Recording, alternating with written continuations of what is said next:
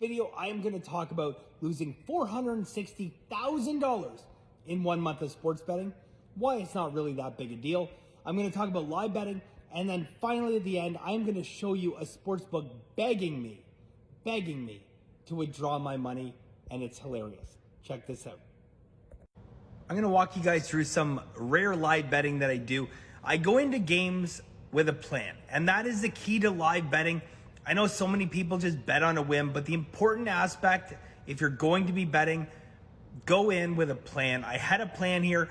I was able late in the game to get Bucks plus 4.5. I put $10,000, laying some big juice on it, minus 152.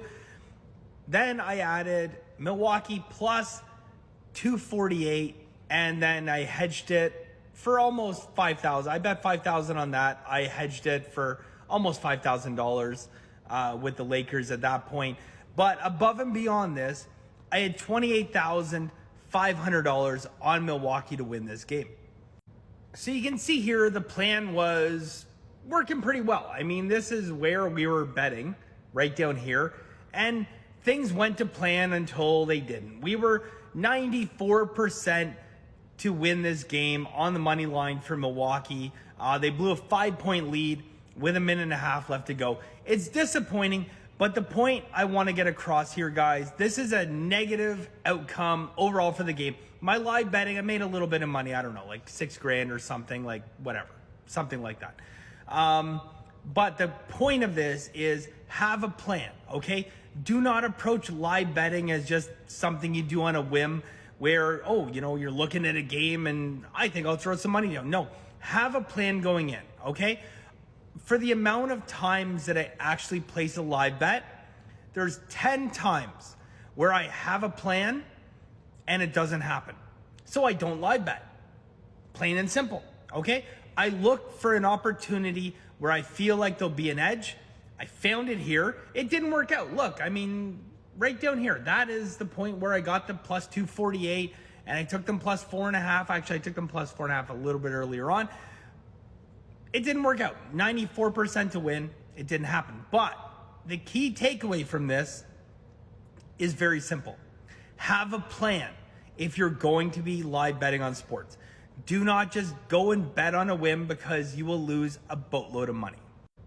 At the end of the day, live betting is no different than when you're betting on games. You practice bankroll management. You assign a unit size for what you expect might happen. But don't go overboard. Don't chase your losses. Don't do anything crazy like that, okay? My unit size, guys, 25,500 USD, well within my unit size. My live betting did get me a little bit of money back on what I lost on this game, which was $28,500, but it could have been much better, okay? So it was a $60,000 swing. That is the reality. It's a high limit professional sports betting. Now I want to share one final thing with you guys. Now I intentionally have my supercars in the background because they are going to be a reference for what I'm going to talk about. Now last year I had my very first ever $1 million month. I made $1 million in a month of sports betting. Now this month we've had a downturn. I am on a losing streak, okay? During this month I have lost that. Yes, I have lost the equivalent value of that, but I'm not done. I've lost half of that as well. Okay? So this is the reality of sports betting. This is why I create this channel. I've been doing this for 20 years. My bankroll management is on par, but my bankroll has grown year in and year out.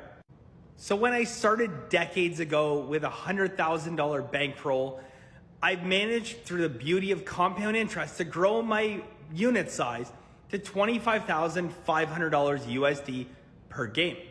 So you expect to have variance, okay? We won 7 of the last 9 months. Our 2-unit plays killing it. And over the last month, we have had a massive losing streak. And you could basically, at this point, say like, how do you sleep at night knowing that you lost that and half of that? But I had $1 million month last year, okay? So when you get into the high limits, It is no different than professional poker players buy into these tournaments, $1 million buy-in tournaments, $500,000 high roller tournaments. You don't think about the money. All you think about is value and bankroll management. And that is what I do day in and day out. So am I displeased that I lost the value of that and half of that in 1 month? Sure I am. Okay, I don't like losing. I hate it. But I know one thing for sure. I've won 19 out of 20 years. I've won all 4 years of Masterclass. I've won 5 years in a row in free picks. And I know this. As long as you practice perfect bankroll management, and as long as you continue to find value over the long term, I will make more money. So the reason why I can still smile today, losing that and half of that, is very simple. I have an edge. And having an edge against the books, no matter what they try to do, is the key. I want to show you guys one last final thing that's going to make you laugh. So this is an email that I got from Pinnacle, one of the biggest books that I use where I have a significant balance. You can see I've kind of blanked it out there, but there's a lot of zeros in that number. You can tell just by the size of it, okay? This is what Pinnacle sends me. Having looked at your account, we noticed that you have not made any withdrawals. No, I have not. I'm just continuing to grow my unit size there. And they come out and say, we would love you to consider withdrawing and enjoying your money. No shit, you would love for me to withdraw my money. How hilarious is that? That they actually come out and say, we would love for you to consider to withdraw and enjoy your money, because I am beating the living shit out of them.